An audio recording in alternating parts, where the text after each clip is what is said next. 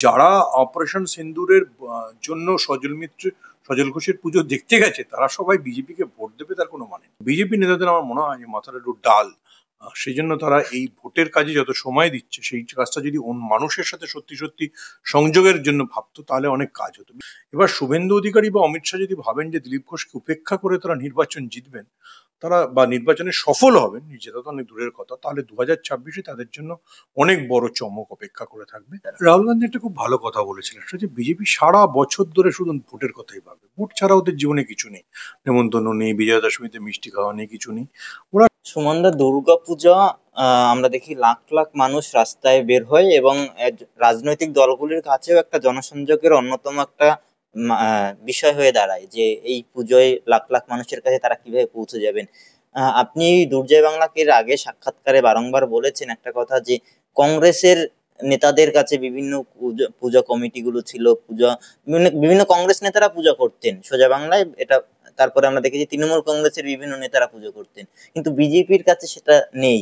এই কথাটা আপনি যখন এর আগে বারংবার বলেছেন, এবার আমরা দেখলাম সম্পূর্ণ উল্টো একটা বিষয়। তৃণমূল কংগ্রেসের নেতারা পুজো করছেন ঠিকই, শ্রীভূমি থেকে শুরু করে চেতলা বিভিন্ন ক্লাব তৃণমূল নেতাদের নামে চেনা হয় ঠিকই, কিন্তু তার সঙ্গে সঙ্গে এবার সব থেকে বেশি আলোচিত চর্চিত যে পূজাটা হয়েছে সেটা হচ্ছে সজল ঘোষের, বিজেপি নেতা সজল ঘোষের সন্তোষ মিত্র স্কয়ারের পুজো। বিজেপি কি তাহলে এই দুর্গাপূজায়ও দখলটা নিয়ে নিল? আমার মনে হয় না। সজলের যেটা পরিচিতি সেটা ব্যক্তিগত নেতা হিসেবে, সজলকে লোকে বিজেপি নেতা হিসেবে আইডেন্টিফাই করে না। সজলের পুজো দীর্ঘদিন ধরেই পরিচিত, সজলের পুজো এবারও যথেষ্ট প্রচার পেয়েছে, কিন্তু আমার মনে হয় না সার্বিকভাবে গোটা পশ্চিমবঙ্গ জুড়ে বা রাজ্য জুড়ে বা ইভেন কলকাতাতেও বিজেপির জন্য খুব এক্সট্রা কিছু নাম্বার যোগ করেছে। এবং পূজার তো একটা ক্যারেক্টার আছে, সেই ক্যারেক্টারটার সঙ্গে বিজেপি যায় না। পুজোর সঙ্গে যে খাওয়া দাওয়া, পুজোর সঙ্গে যে ফ্রি মিক্সিং, পুজো বাঙালির কাছে একটা মুক্তমনার উৎসব। সেখানে সজল ঘোষ তার মতো করে পুজো করেছেন, সে পুজো লোক টেনেছে, কিন্তু ওভারঅল রাজ্যের যে গোটা প্রেক্ষিত, সেই প্রেক্ষিতে সজল ঘোষ বিজেপিকে কোনো ব্রাউনি পয়েন্ট দিতে পারেননি। আমি এই কারণে একটু বললাম, এর আগে সজল রাম মন্দির নিয়ে পুজো করেছেন, তাতেও দেখা গেছে উত্তর কলকাতার লোকসভা সিটি বিজেপি হেরেছে। এবারও সজল ঘোষের পুজো যতই লোক টানুন, ওভারঅল সজল ঘোষ নিজের ওয়ার্ডের বাইরে বিধানসভা কেন্দ্রের মধ্যে কটায় জেতাতে পারবেন আমার গভীর সন্দেহ আছে। আমার ধারণা উত্তর কলকাতা লোকসভার মধ্যে যে 7টা বিধানসভা পড়ে, কোথাও বিজেপি সেরকম আঁচড় কাটতে পারবে না। কিন্তু সজল ঘোষের পুজোতে আমরা দেখেছি, মানে কলকাতায় 2025 সালের দুর্গাপূজার সব থেকে চর্চিত নাম সজল ঘোষের সন্তোষ মিত্র স্কয়ার। শ্রীভূমি বলুন, চেতলা বা আরো মোহাম্মদ আলী পার্ক, বাঁশদ্রোণী, এই বিভিন্ন জায়গার পুজোর থিম পর্যন্ত মানুষ সেইভাবে বলতে পারছেন না যতটা সন্তোষ মিত্র স্কয়ারের ক্ষেত্রে হচ্ছে। বারংবার খবরের শিরোনামে এসছে, ডিজিটাল মিডিয়া থেকে শুরু করে সংবাদ মাধ্যম, শুধু একটা পুজোই সব থেকে বেশি দেখেছে, সেটা হচ্ছে সজল ঘোষ সন্তোষ মিত্র স্কয়ারের পুজো। সেটা অপারেশন সিন্দুরের জন্য। অপারেশন সিন্দুর নিয়ে তো একটা বাঙালির বা ভারতের আবেগ আছে, কিন্তু যারা অপারেশন সিন্দুরের জন্য সজল ঘোষের পুজো দেখতে গেছে তারা সবাই বিজেপিকে ভোট দেবে তার কোনো মানে নেই। এটা হয় না। মানে রাম মন্দির যেদিনকে সজল করেছিলেন, সজল ভেবেছিলেন যে 2024-এর লোকসভায় সজল তার ডিভিডেন্ড তুলতে পারেন। ওটা হয় না। মানে মানুষ যারা পুজো দেখতে যায় তারা সেই রাজনৈতিক দর্শনে বিশ্বাস করে, এটা হয় না। এটা হলে তো যখন একডালিয়া এভারগ্রিনে সুব্রত মুখার্জি দারুণ পুজো করতেন তখন সিপিএম উল্টে যেত। ওটা হয় না। পুজো অবশ্যই বাঙালির কাছে খুব বড় আবেগ। সেই পুজো কেন্দ্রিক জনসংযোগের সেটাতে সজল যতটাই বেটার পারফর্ম করুন, এখনো ওভারঅল গোটা বাঙালির কাছে যে আবেদন, সেই আবেদন রাখায় সজল এগোতে পারে। তার সঙ্গে সঙ্গে আর একটা বিষয় আমরা দেখলাম, যে দিন পুজো শেষ হলো, দশমী শেষ হলো, একাদশীর দিনই রাজ্যে আসলেন বিজেপির নির্বাচন যে কমিটি তৈরি করেছে তার নেতারা, বিপ্লব দেব থেকে শুরু করে আরো যারা যারা রয়েছেন তারা, এবং বঙ্গ বিজেপির নেতারা সবাই মিলে বৈঠকও সেরে ফেললেন।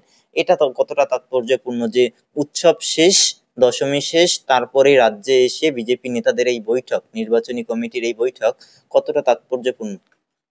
বিজেপি নেতারা বৈঠক ছাড়া আর করবেন কি? ওনাদের এমনিতে আর কোনো কাজ থাকে না। আমি মনে করি যে 2021-এর নির্বাচনের আগে বিজেপি নেতারা এর 3 গুণ 4 গুণ বৈঠক করতেন, প্রচুর চার্টার ফ্লাইট আসতো, কলকাতা থেকে নেতাদের দিল্লি উড়িয়ে নিয়ে যাওয়া হতো। তাতে কি বিজেপি জয় করতে পেরেছে? দেখুন, আবারও আমি বলছি, বাংলার একটা সেন্স আছে, সেই সেন্সটা যতক্ষণ প্রিভেইল করছে ততক্ষণ বাঙালির কাছে বিজেপি কাঙ্ক্ষিত দল না। বিশেষ করে পুজোর সময় তো আরো নয়। বিজেপি যে ধরনের বিধিনিষেধ, খাবারের বিধিনিষেধ, পোশাক সংক্রান্ত বিধিনিষেধ, মহিলাদের ক্ষেত্রে বিধিনিষেধের কথা বলে, সেটা বাঙালি খুব অ্যাকসেপ্ট করে না। ফলে মিটিং করুন আর যাই করুন, পুজোর থেকে ফয়দা তুলে বিজেপি বিরাট কিছু করে ফেলবে, আমার এটা মনে হয় না। দেখুন, বিপ্লবদের তো নিজের রাজ্যেই ফ্লপ, তাকে সরিয়ে দিতে হয়েছে। ভূপেন্দ্র যাদব রাজস্থানে গত লোকসভা নির্বাচনে কংগ্রেস যা রেজাল্ট করেছিল, তারপর ভূপেন্দ্র যাদব অন্তত এটা বলতে পারবেন না যে তিনি রাজস্থানের বিরাট নেতা, তিনি রাজস্থানের দলিত নেতা। এরা সব দেখুন অমিত শাহের আজ্ঞাবহ, অমিত শাহ বললে এদের সব জায়গায় ছুটে যেতে হয়।